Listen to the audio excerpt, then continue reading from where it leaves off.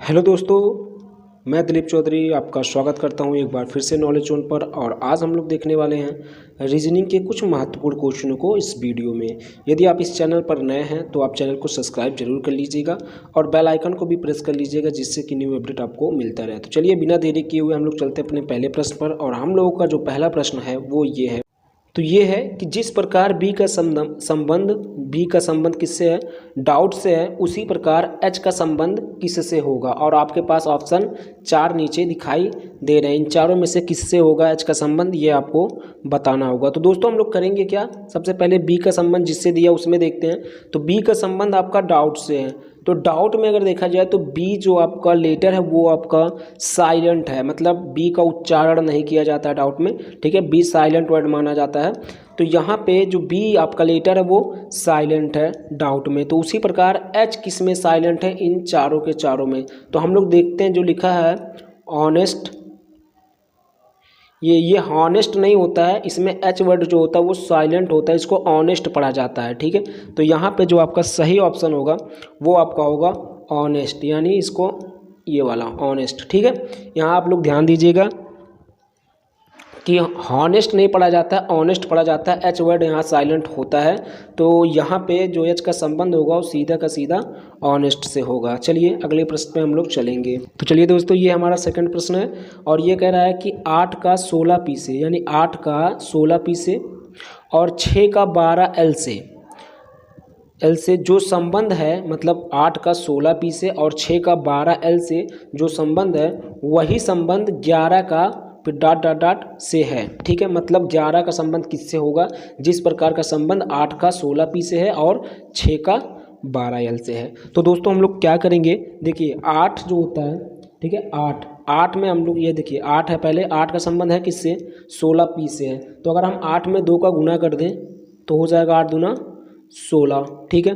अब 16 जो मिला, ये देखिए पी कहाँ से आया, क्योंकि 8 का संबंध तो 16 से तो है, चलिए हमने 2 का गुणा कर दिया 16 तो मिल गया, लेकिन पी कहाँ से आ गया, क्योंकि हम लोग जानते कि अल्फ़ाबेट में जो पी होता है उसकी नंबरिंग 16वें स्थान पर होता है, ठीक है। पी की जो नंबरिंग होती है वो 16वें स्थान पर होती है, इसलिए 16 के बाद जस्ट पी लिखा गया है, ठीक है। तो 8 का संबंध 16 पी से है कैसे, पहले हम लोग 8 में 2 का गुणा कर दिए तो 16 मिल गया, और 16 की नंबरिंग पी होता है तो इसलिए वहाँ पे हमने बाद में पी लगा दिया। सेम वही काम हम लोग इसमें भी करेंगे। जो 6 का संबंध 12 एल से है, तो 6 में भी हम लोग 2 का गुणा कर देंगे, तो 6 का 2 में गुणा होगा कितना हो जाएगा 12, ठीक है। उसके बाद 12 का नंबरिंग क्या होता है, 12 का नंबरिंग एल होता है, ठीक है। तो ये एल हो गया। तो वही काम अब हम लोग करेंगे और 11 के साथ, ठीक है। किसके साथ, 11। तो 11 में भी हम लोग क्या करेंगे, 2 का गुणा कर देंगे तो 11 दूना 22, चलिए 22 हो जाएगा। लेकिन 22 की नंबरिंग होती क्या है, 22 की नंबरिंग होती है वी, यानी आपका ऑप्शन में 22V होना चाहिए।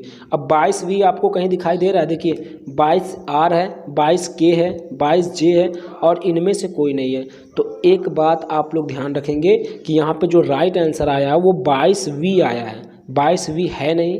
तो यहाँ पे हम लोग लिखेंगे कि इनमें से कोई नहीं, ठीक है। कौन सा ऑप्शन आपका सही होगा, इनमें से कोई नहीं, ठीक है। चलिए अगले प्रश्न में हम लोग आएंगे। दिया है कि दिए गए विकल्पों में से कौन सा प्रश्नवाचक स्थान पर आएगा, मतलब प्रश्नवाचक चिन्ह के स्थान पर कौन सी संख्या आएगी ये बताना है। तो यहाँ है आपका 25 और 25 का संबंध है किससे, 630 से। तो फिर 10 का संबंध किससे होगा, यानी प्रश्नवाचक चिन्ह के स्थान पे कौन सी संख्या आएगी दोस्तों, तो उसी को हम लोगों को फाइंड करना है। तो चलिए अभी हम लोग पहले खोजते हैं क्या यहाँ पे रिलेशन बनेगा। देखिए 25 का संबंध है किससे, 630 से, ठीक है। तो 25 और 630 के बीच में रिलेशन किस प्रकार का, देखिए अगर हम लोग 25 का कर देते हैं स्क्वायर, ठीक है। अगर देखिए एक बात ध्यान दीजिएगा, इसके पहले हम लोग ये एनालॉजी से प्रश्न है, एनालॉजी के बहुत सारे वीडियो हमारे चैनल पर अवेलेबल हैं, अगर आपको नहीं देखें तो वहाँ पे जाके देख सकते हैं, ठीक है। वहाँ हमने आपको बताया हुआ कि अगर ये वाला जिसका संबंध इससे है, अगर ये वाला अंक आपका छोटा और ये वाला बहुत बड़ा है तो आपको वहाँ स्क्वायर ही करना होगा, जिससे कि उसके करीब में हम लोग पहुँच जाएँ, ठीक है। तो उसके करीब में पहुँच जाएँ। तो यहाँ पर देखिए 25 का हम लोग स्क्वायर करेंगे तो होता कितना है, 625, लेकिन ये 630 है तो हम लोग 5 इसमें जोड़ भी देते हैं तब तो 630 होगा। तो हो जाएगा 630। किया क्या गया है, जो किया जाएगा वही इधर भी किया जाएगा, जो कार्य इधर किया जाएगा वही इस साइड भी किया जाएगा। तो किया कुछ नहीं गया है, ध्यान दीजिए, किया कुछ भी नहीं गया है, बस इतना किया गया है कि जो पहला वाला आपका संख्या ना उसका स्क्वायर किया गया है और उसमें 5 जोड़ दिया गया है। देखिए 25 का किया गया है स्क्वायर यहाँ पर, तो जो भी मिलेगा उसमें 5 जोड़ दिया गया है। तो 25 का स्क्वायर होता है 625 और उसमें 5 जोड़ दिया गया है तो 630 ये वाला संख्या मिल जा रहा है। तो उसी प्रकार अब हम लोग 10 का भी स्क्वायर करेंगे, तो 10 का स्क्वायर करेंगे तो कितना होता है 100, और उसमें भी हम लोगों को करना क्या होगा, 5 जोड़ देना होगा, तो हो जाएगा 105। यानी जहाँ भी आपको 105 दिखाई देगा वो वाला ऑप्शन आपका सही होगा। तो 105 है कहाँ, ऑप्शन नंबर ए पर, ऑप्शन नंबर ए पर। ठीक है, चलिए दोस्तों अगले प्रश्न में हम लोग यहाँ पे लिखा हुआ है कि निम्नलिखित 5 में से 4 किसी न किसी प्रकार से एक से है। मतलब 4 ऐसे ऑप्शन है, 5 ऑप्शन आपको दिखाई दे रहे हैं यहाँ पर, यहाँ पे ये पाँचों, ठीक है, ये यहाँ तक, ठीक है, जिसमें से 4 ऑप्शन आपके लगभग समान हैं और इस प्रकार से ये अपने एक समूह का निर्माण करते हैं। बताइए कि इनमें से कौन सा ऐसा है जो अन्य 4 से भिन्न है। मतलब यहाँ 5 ऑप्शन है, 5 ऑप्शन में से 4 ऑप्शन आपके लगभग समान है, एक ऑप्शन आपका भिन्न है, उसी को बताना है कि कौन सी ऑप्शन इसमें से भिन्न है। तो दोस्तों हम लोग करेंगे क्या, अगर देखें तो पहले लिखा है 39। 39 होता क्या है, 39 एक भाज्य संख्या होती है, ठीक है, भाज्य संख्या, ठीक है। 78 होता है, फिर 78 है, 78 भी आपका भाज्य होता है क्योंकि ये 2 से कट जाएगा, ये 3 से कट जाएगा तो ये भी भाज्य है, ठीक है। यहाँ 65 है, 65 भी आपका भाज्य होगा चूँकि ये 5 से कट जाएगा, ठीक है। तो आपका ये भी भाज्य हो गया, ये भी भाज्य और ये भी भाज्य। ये 53 देख लीजिए, 53 एक अभाज्य संख्या होती है क्योंकि 53 किसी से नहीं कटता है, जिसको हम लोग प्राइम नंबर बोलते हैं।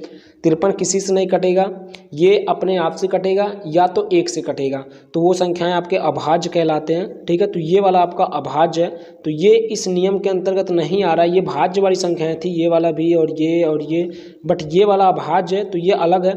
16 देखेंगे तो 16 भी भाज्य होता है क्योंकि ये भी 2 से कट जाएगा, ठीक है। तो ये 4 के चारों ऑप्शन क्या हैं, गलत हो जाएंगे, जो कि 1 से दिखाई दे रहे हैं। ये वाला ऑप्शन अलग है, ये अभाज्य संख्या है, तो आपका ऑप्शन नंबर 4 जो है वही सही हो जाएगा, ठीक है दोस्तों। चलिए अगले प्रश्न पे हम लोग आएंगे। यहाँ लिखा गया है कि दिए गए विकल्पों में से कौन सा प्रश्नवाचक स्थान पर आएगा। मतलब प्रश्नवाचक चिन्ह के स्थान पर आएगा दोस्तों, कौन सा ऑप्शन आपके प्रश्नवाचक चिन्ह के स्थान पर आएगा। तो चलिए देखते हैं दोस्तों, ये भी एनालॉजी से ही है। तो यहाँ पे हम लोग देखेंगे, देखिए टका का संबंध है किससे, बांग्लादेश से।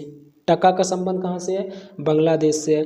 तो लीरा का संबंध किस देश से होगा ये आपको बताना है। आपके पास ऑप्शन यहाँ पे है, ठीक है, ऑप्शन नीचे आपको दिखाई दे रहे हैं। तो लीरा का संबंध किस देश से होगा ये आपको बताना है, और टका का संबंध किससे है, बांग्लादेश से है। अब टका होता क्या है, टका दोस्तों हम आपको बता दें कि ये बांग्लादेश की मुद्रा होती है टका, ठीक है। क्या होता है, मुद्रा होता है, कहाँ का, बांग्लादेश का। टका जो होता है वो मुद्रा होता है बांग्लादेश का, तो इसलिए यहाँ पे टका का संबंध सीधा बांग्लादेश से हो गया क्योंकि ये मुद्रा होता है कहाँ का, बांग्लादेश का। तो लीरा क्या होता है, लीरा भी मुद्रा होता है, लीरा भी मुद्रा होता है, लेकिन कहाँ का मुद्रा होता है, ये इटली का मुद्रा होता है, इटली, ठीक है दोस्तों, कहाँ का, इटली का मुद्रा होता है। तो ये बात आप लोग ध्यान रखिएगा। तो यहाँ पे भरा जाएगा आपका इटली, और इटली है कहाँ पे, ऑप्शन नंबर बी पर, यानी ऑप्शन नंबर सेकेंड पर, ठीक है दोस्तों। चलिए अगले प्रश्न में हम लोग आएंगे। यहाँ लिखा है मोहन अपने घर से निकलकर, ठीक है, पूरब की ओर चलना प्रारंभ करता है। मान लेते हैं ये मोहन है, मान लेते हैं कि ये मोहन है, ठीक है, ये मोहन है। अब मोहन अपने घर से निकलता है और पूरब की ओर चलना प्रारंभ करता है। तो पूरब किधर होता है, इधर होता है, ऐसे आपको पता है ना ये डायरेक्शन किधर होते हैं सब। देखिए इधर ये पूरब होता है, ये पूरब होता है, ये पश्चिम होता है, और ये उत्तर होता है इधर वाला, और ये नीचे दक्षिण होता है, ठीक है। ये पूरब, ये पश्चिम, ये उत्तर और नीचे दक्षिण। तो इस बात को आप लोग ध्यान रखिएगा, ठीक है। तो अभी इसको हम मिटाते हैं, ठीक है। ये पूरब, पश्चिम, उत्तर और नीचे दक्षिण होता है, ठीक है दोस्तों, ठीक है। तो चलिए अब इसको हम थोड़ा सा मिटाते हैं फिर इसको समझाते हैं। तो चलिए